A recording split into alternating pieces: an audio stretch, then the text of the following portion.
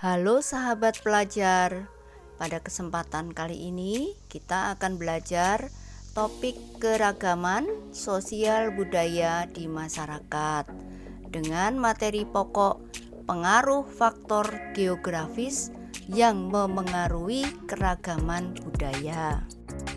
Keragaman sosial budaya adalah kondisi masyarakat dengan latar belakang sosial dan budaya yang berbeda. Keragaman sosial budaya sendiri dapat membawa sejumlah manfaat bagi masyarakat di berbagai bidang, terutama jika disikapi dengan baik. Budaya adalah keseluruhan sikap dan pola perilaku serta pengetahuan yang merupakan suatu kebiasaan yang diwariskan dan dimiliki oleh suatu anggota masyarakat tertentu. Budaya membantu masyarakat memenuhi beberapa kebutuhan penting. Budaya berfungsi untuk mengatur manusia, khususnya dalam bertingkah laku. Karena salah satu produk kebudayaan ialah norma sosial dan bentuk norma lainnya. Norma inilah yang dijadikan dasar bagi manusia dalam bertingkah laku. Seorang arkeolog dan ahli prasejarah Austria, Robert Baron von Heinegelden, pada tahun 1885 sampai dengan 1968 pendukung teori Out of Yunan atau nenek moyang bangsa Indonesia berasal dari Yunan. Imigran Yunan pada gelombang pertama tahun 2500 sebelum Masehi tidak hanya mengusung tradisi megalitik tetapi juga budaya Neolitik. Jejak budaya Neolitik itu dibuktikan dengan penemuan berupa peninggalan beliung persegi dan gerabah slip merah di berbagai wilayah Indonesia. Mereka datang ke Nusantara melalui Semenanjung Malaka, kemudian menyebar ke Sumatera dan juga ke Jawa. Ada juga yang melalui jalur selatan Filipina dan kemudian menyebar ke Pulau Sulawesi. Mereka akhirnya menyebar ke seluruh wilayah Nusantara. Nusantara adalah negeri banyak pulau dan setiap pulau dibatasi oleh laut. Mereka dari Yunan yang awalnya mempunyai satu kebudayaan menjadi berbagai macam budaya karena terisolasi oleh lautan. Ada 3 faktor yang memengaruhi keragaman budaya, yaitu 1. Pengaruh isolasi geografis terhadap keragaman budaya. 2. Pengaruh iklim terhadap keragaman budaya. 3. Pengaruh letak geografis terhadap keragaman budaya. Laut merupakan isolasi alamiah di antara kelompok-kelompok tersebut, kemudian menyebabkan mereka tumbuh dan berkembang menjadi satu kesatuan suku bangsa. Keterbatasan teknologi di bidang nautika atau perkapalan menyebabkan mereka tidak dapat berpindah atau bertemu dari pulau yang satu ke pulau lain.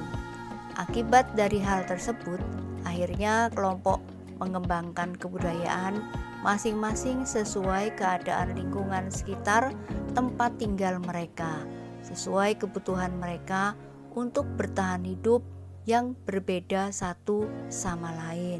Contoh isolasi geografis dalam budaya upacara orang meninggal di Pulau Jawa dan Pulau Bali. Indonesia diwarnai oleh iklim mikro atau kecil yang amat beragam.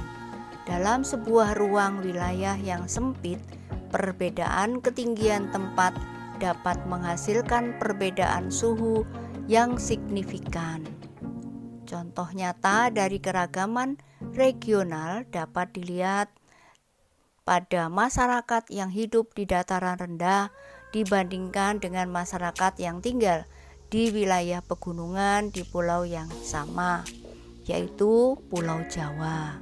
Kearifan lokal yang berkembang di Nusantara akibat kondisi iklim terlihat pada masyarakat adat Baduy. Rumah warga di desa Kanekes menghadap ke utara dan selatan. Tujuannya agar sinar matahari dapat masuk melalui jendela rumah.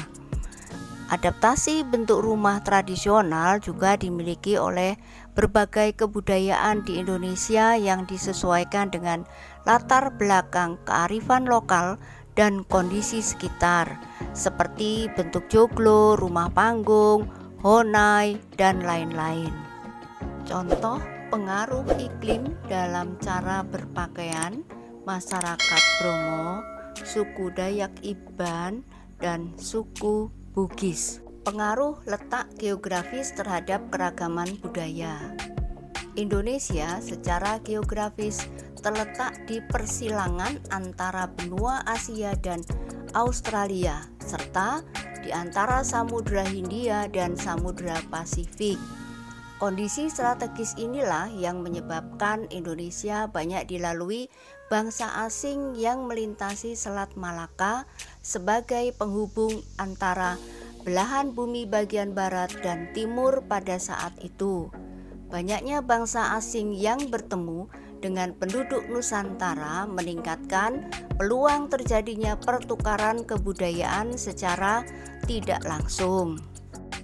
Berdasarkan latar belakang sejarah, budaya Indonesia dipengaruhi oleh ragam kebudayaan Hindu, Buddha, Islam, Tionghoa, dan Eropa.